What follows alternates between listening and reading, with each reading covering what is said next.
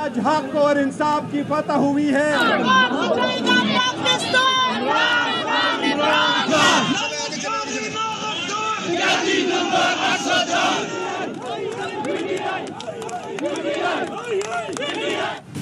निकाह केस में बानी पीटीआई और अहलिया बाइज्जत बरी। एडिशनल सेशन जज ने सजाओं के खिलाफ अपीलें मंजूर कर ली। ट्रायल कोर्ट का फैसला कलअदम करार। मेडिकल बोर्ड की दरख्वास्त खारिज। एडिशनल सेशन जज मोहम्मद अफसल मजूका ने महफूज फैसला सुनाया। बानी पीटीआई और बुशरा बीबी की रिहाई के रूपकार जारी। अदालत ने तहरीरी फैसले में लिखा, बानी पीटीआई और बुशरा बीबी किसी और केस में मतलूब नहीं तो रिहा किया जाए। शिकायत कुनिंदा अपील कुनिंदगान के खिलाफ केस साबित करने में नाकाम रहे। दलाइल में एतलाफ किया कि दूसरे रोज ही खबर मानिका को निकाह का इल्म हो गया था। ये हैरत अंगेज है कि वो रुजू के हक के लिए 6 साल तक गैर फाल रहे। खबर मानिका के मेडिकल बोर्ड और उलमा की राय लेने की दरख्वास्तें मुस्तरद।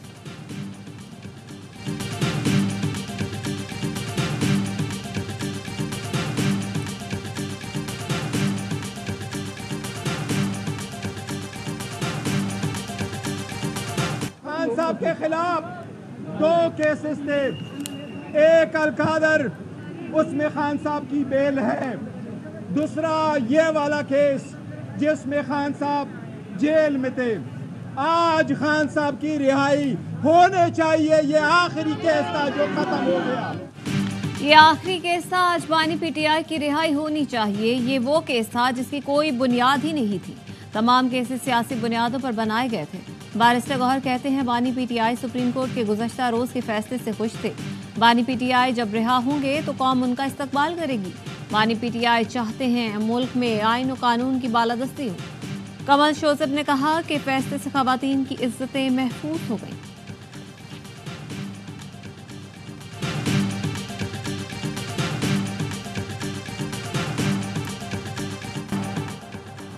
बरियत के बावजूद बानी पीटीआई और अहलिया को रिहाई न मिली। नए तोशाखाना केस में गिरफ्तार कर लिया गया। निकाह केस में रिहाई के रूबकार आने से पहले नैब की टीम अडियाला पहुंची। डिप्टी डायरेक्टर मोहसिन हारून की सरबराही में नैब टीम ने दोनों की गिरफ्तारी डाल दी। लाहौर में दर्ज 9 मई के मुकदमात में भी तफ्तीशी अफसरान अडियाला जेल आए। बानी पीटीआई के वकला अदालती अमले के हमरा रूबकार लेकर जेल पहुंचे, लेकिन कुछ न हो सका। आज की बरियत से पहले बानी पीटीआई साइफर केस में भी बरी हो चुके। तोशाखाना में सजा मुअत्तल और 190 मिलियन पाउंड केस में जमानत पर है।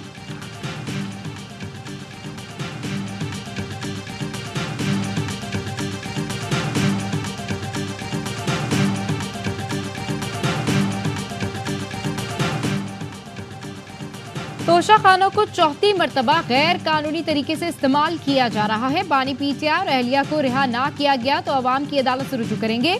पीटीआई कोर कमेटी का ऐलान। हंगामी इजलास में फैसले के बाद की सूरत हाल पर गौर किया गया। कहा, बानी पीटीआई और अहलिया को जबरन कैद में रखकर सियासी इंतकाम का निशाना बनाया तो मुजाहिमत करेंगे। मुल्कगीर मुजाहिमत के सिवा किसी और ऑप्शन को खातिर में नहीं लाएंगे। कोर कमेटी ने मुकदमे से बरियत के बाद रिहाई का मुतालबा किया। रिहाई के कानूनी हक से महरूम करने की कोशिशों की मजम्मत।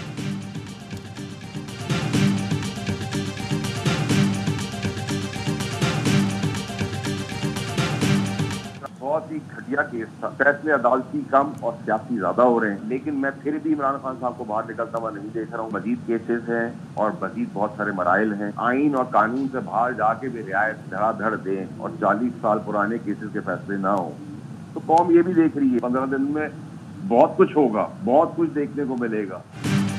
निकाह केस शर्मनाक केस था। इसके बावजूद भी बानी पीटीआई की रिहाई मुमकिन नहीं होगी। सेनेटर फैसल वोडा कहते हैं, अभी बहुत से मराहिल और केसेस बाकी हैं। चाहे कोई कितना ही आइन और कानून से बाहर जाकर रियायत दे दे, 15 दिन के अंदर सियासत में बहुत कुछ देखने को मिलेगा। अखाड़े में बोली लगेगी, जमीर बकेंगे। पीटीआई रहनुमा चाहते हैं बानी पीटीआई अंदर रहें।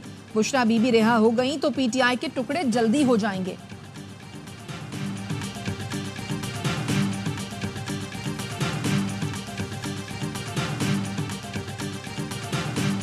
आपके तकाजे पूरे किए हैं आज जज साहब ने और इनको बरी कर दिया। ये पहले जो कमीशन की थी वो इतनी गलत थी कि मेरा ख्याल है इसमें जो अपील में इतना वक्त लगा है इसकी माजरत करनी चाहिए प्रोसिक्यूशन को। अदालत ने निकाह केस में इंसाफ के तकाजे पूरे किए। बैरिस्टर अली जफर कहते हैं, प्रोसिक्यूशन को केस में मुआजरत करनी चाहिए अब कोई ऐसा केस रह नहीं गया जिसमें बानी पीटीआई को अंदर रखा जाए। माहिर कानून आबिद जुबैरी ने कहा, आज इनको रिहा हो जाना चाहिए था, लेकिन पिछले दिनों एक एटीसी जज ने जमानत को मंसूख किया। अब ये जरूर उस केस में गिरफ्तारी डालेंगे। निकाह केस पर सजा देने वालों के खिलाफ कार्रवाई होनी चाहिए। माहिर कानून कैसर इमाम कहते हैं, केस में जिस तरह के सेक्शंस लगाए गए थे वो काबिल कबूल नहीं थे। कवानीन के मुताबिक जो फैसला हुआ है यही आने की उम्मीद थी।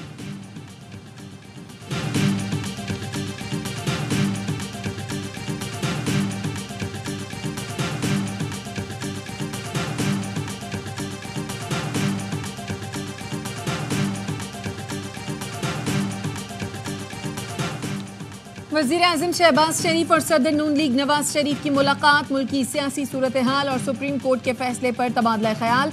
नवाज शरीफ ने पीर को मरी में आला सतह का इजलास तलब कर लिया। वज़ीर-ए-आज़म शहबाज शरीफ, वज़ीर आला मरियम नवाज समेत नून लीग की मरकजी क़यादत और काबीना अरकान शरीक होंगे। इजलास में सुप्रीम कोर्ट फैसले समेत अहम उमूर पर मुशावरत होगी।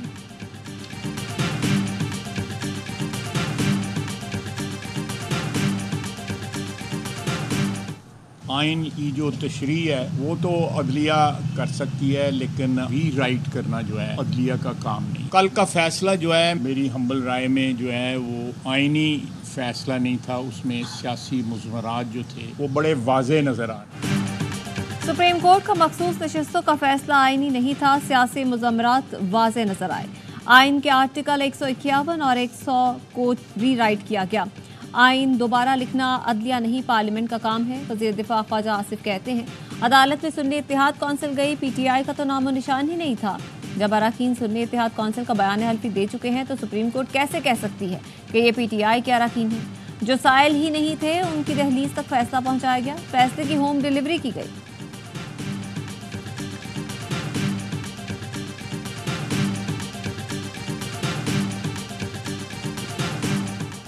अगले 45 दिन हुकूमत के लिए अहम है। कौमी असम्बली में अक्सरियत हासिल करने के लिए पीटीआई को 30 से 35 सीटें दरकार हैं। फवाद चौधरी का कहना है, इलेक्शन कमीशन ने सारा इलेक्शन प्रोसेस ही मशकूक कर दिया है। अदालती फैसले के बाद मुतालबा जोर पकड़ रहा है कि इलेक्शन कमिश्नर मुस्ताफी हो। बाबर आवान कहते हैं, हुकूमत का काउंटडाउन शुरू हो गया। इलेक्शन कमीशन शहबाज शरीफ और मरियम नवाज इस्तीफा दें, नए इलेक्शन कराए जाएं, मौजूदा हुकूमत जाएगी तो पाकिस्तान ठीक होगा।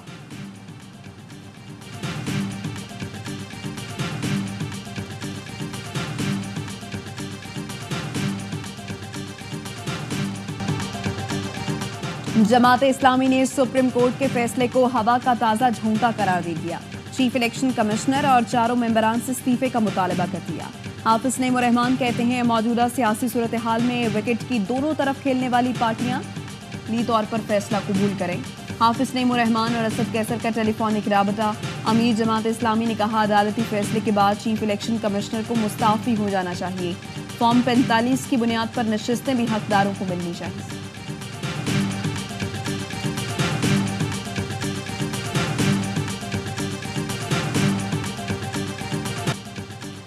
बानी पीटीआई के खिलाफ 190 मिलियन पाउंड मुंतकली केस में गवाहान आजम खान और जुबैदा जलाल के बयानात कलमबंद। वज़ीर आज़म के साबिक प्रिंसिपल सेक्रेटरी आजम खान ने बयान में कहा, शहजाद अकबर एक नोट के साथ आए जिस पर उनके अपने दस्तखत थे और कहा वज़ीर आज़म ने इसको काबीना में मंजूरी के लिए पेश करने की हिदायत की है।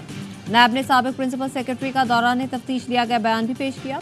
आजम खान ने कमरा अदालत में बानी पीटीआई से बातचीत भी की। समाअत 20 जुलाई तक मुलतवी।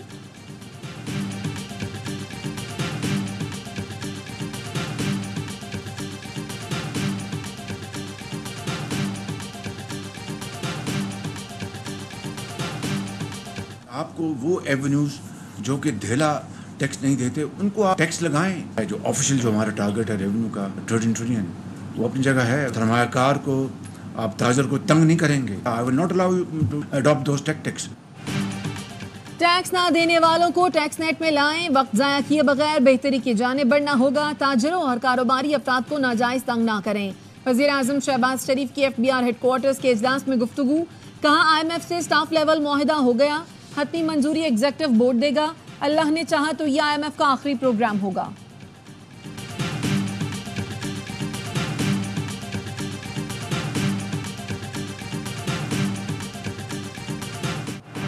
IMF और पाकिस्तान के दरमियान $7 अरब का स्टाफ लेवल मुआहिदा तय पा गया। हतमी मंजूरी एग्जीक्यूटिव बोर्ड देगा। प्रोग्राम की मुद्दत 37 माह होगी। IMF एलामिया के मुताबिक मुआशी इस्तेहकाम के लिए टैक्स आमदनी बढ़ाना होगी। GDP में टैक्सों का हिस्सा 3% तक बढ़ाया जाएगा। टैक्स दहिंदगान की तादाद में इजाफा किया जाएगा। रिटेल सेक्टर में टैक्स नेट बढ़ाया जाएगा। बरामदी शोबे में भी टैक्स वसूलियां बेहतर और ज़राई शोबे को टैक्स नेट में लाया जाएगा। IMF का विफाक और सूबों को मुश्तरका मुआशी कोशिशों की ज़रूरत पर जोर। सूबों के पास वसाइल ज़्यादा हैं, इखराजात में मुनसिफाना तकसीम को असर नौ देखना होगा।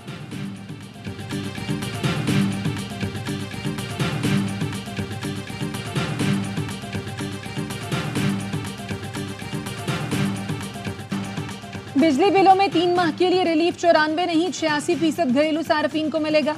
पावर डिवीजन के मुताबिक माहाना 200 यूनिट इस्तेमाल करने वाले घरेलू सार्फिन 86% हैं। वजीर आजम शहबाज शरीफ ने 94% घरेलू सार्फिन को रिलीफ देने का कहा है।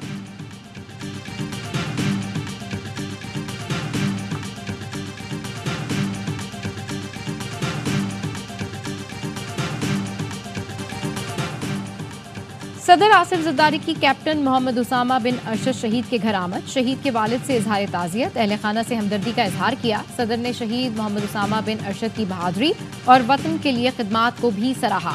वतन के लिए जान का नजराना पेश करने पर शहीद को खिराज अकीदत पेश किया गया। कैप्टन मोहम्मद उसामा शुमाली वज़ीरिस्तान में दहशतगर्दों से लड़ते हुए शहीद हुए थे।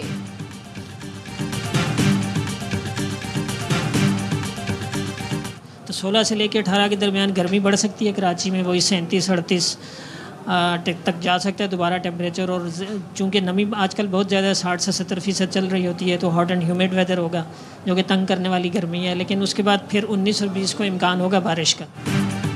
कराची वाले होशियार, 20 से जुमेरात शदीद गर्मी का इम्कान। महकमा मौसमियात ने खतरे की घंटी बजा दी। एआवाई से खुसूसी गुफ्तगू में DG मेट सरदार सरफराज ने कहा 16, 17 और 18 जुलाई को सख्त गर्मी पड़ेगी।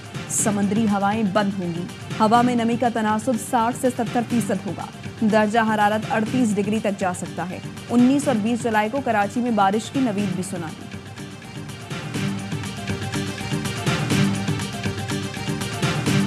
वर्ल्ड चैंपियनशिप ऑफ लेजेंड्स का फाइनल। पाकिस्तान और भारत मध्य मुकाबिल। शाहीनों की टॉस जीतकर पहले बैटिंग। भारत को बड़ा टारगेट देने की कोशिश। बर्मिंघम में तमाशाइयों की बड़ी तादाद लेजेंड्स का मैच देखने के लिए मौजूद।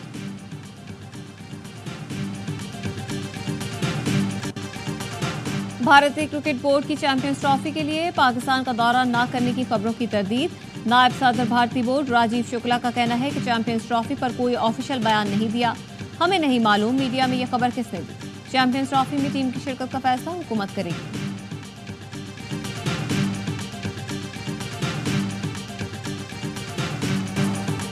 तलखियां दूर करने और दूरियां मिटाने का मिशन। 2 साबिक कप्तान सरगर्म हो गए। कप्तान बाबर आजम, शाहीन शाह अफरीदी और मोहम्मद रिजवान से राब्ते।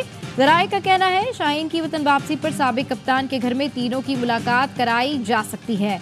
वर्ल्ड कप में बदतरीन नाकामी पर कोच गैरी क्रिस्टन की रिपोर्ट में तहलका खेज इंकशाफात सामने आए थे। कोच ने सीनियर खिलाड़ियों में इख्तलाफात और कुछ प्लेयर्स की गैर संजीदगी की निशानदेही की थी।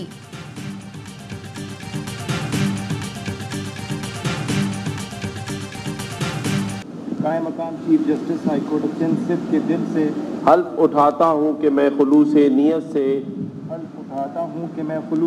से पाकिस्तान का हामी और वफादार रहूंगा।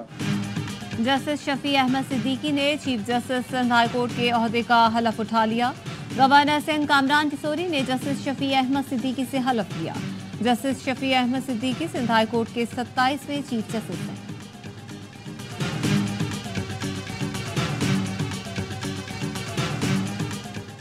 वज़ीर आला पंजाब का जश्न आज़ादी के दिन से सोलर पैनल की तकसीम शुरू करने का फैसला। 14 अगस्त से 200 यूनिट तक इस्तेमाल करने वाले मुफ्त सोलर पैनल हासिल कर सकेंगे।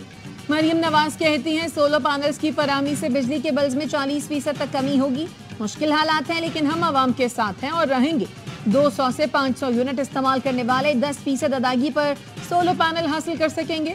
90% रकम पंजाब हुकूमत अदा करेगी।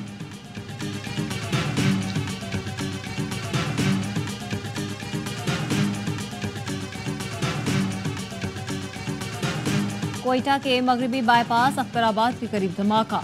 एक शख्स जाँ बहक। पुलिस का कहना है धमाके में 4 किलो धमाका खेज मवाद इस्तेमाल किया गया।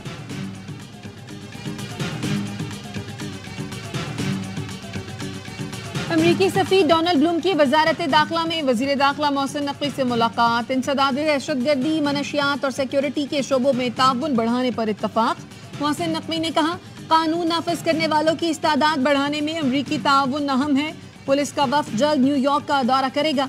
पाकिस्तान, अमरीका और कनाडा की सह मुल्की सीरीज पर काम कर रहे हैं।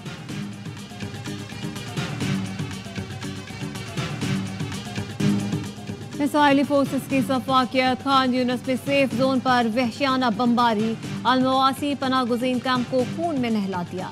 एक ही हमले में 71 फलस्तीनी शहीद, 300 के करीब जख्मी। बीरुल बलाह में घर पर बमबारी में 7 फलस्तीनी शहीद हुए। लाखों बेघर फलस्तीनी दर दर की ठोकरें खाने पर मजबूर हैं। अरफा की खैमा बस्ती पर भी ज़मीनी और फ़ज़ाई हमले जारी हैं। शहदा की मजमूई तादाद 38,443 हो गई। 88,500 के करीब जख्मी हैं।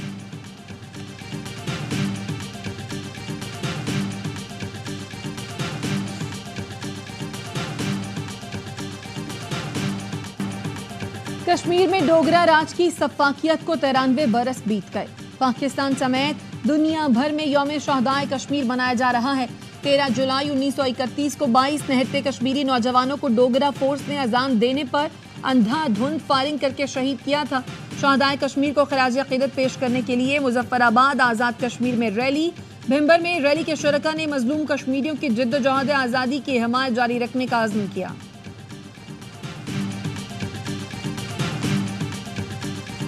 पाकिस्तान का अक़वाम मुत्तहिदा से गजा में फ़लस्तीनियों के लिए फौरी इमदादी कार्रवाइयों का मुतालबा। UN relief and works agency के इजलास से खिताब में पाकिस्तानी सिफारतकार रबिया एजाज का कहना था गजा अहम मंसूबे पर सलामती कौंसिल की करारदाद के मुताबिक अमल किया जाए। पाकिस्तान ने 8 तैयारों पर 2000 टन से ज़्यादा इमदादी सामान गजा रवाना किया।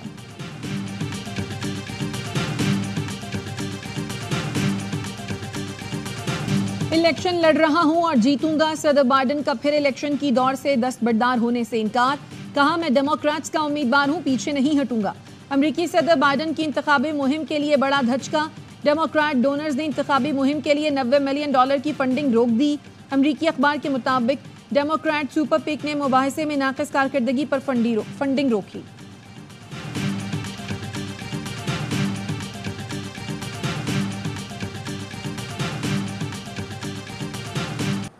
हज़रत फरीदुद्दीन मसूदगंज शक्कर रहमतुल्लाह अलैह के सालाना उर्स की तकरीबात जारी और उसकी बड़ी रस्म बहश्ती दरवाज़ा खोल दिया गया।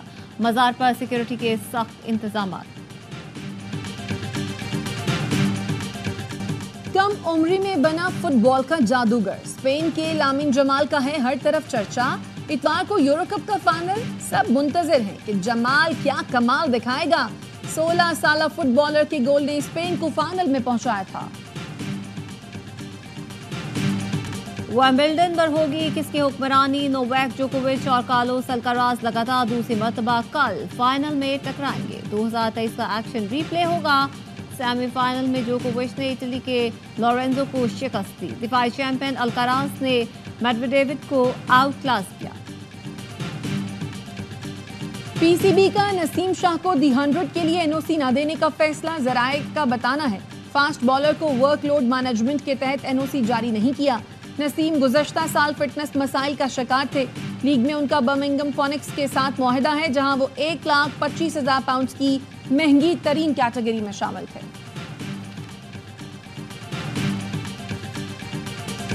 सलवाकिया के म्यूजिक फेस्टिवल के दौरान तूफान आ गया। तेज बारिश और आंधी ने टेंट उड़ा कर रख दिए। स्टेज गिरने से 34 अफराद जख्मी हुए। वाक़े के बाद मेले को मंसूख कर दिया गया।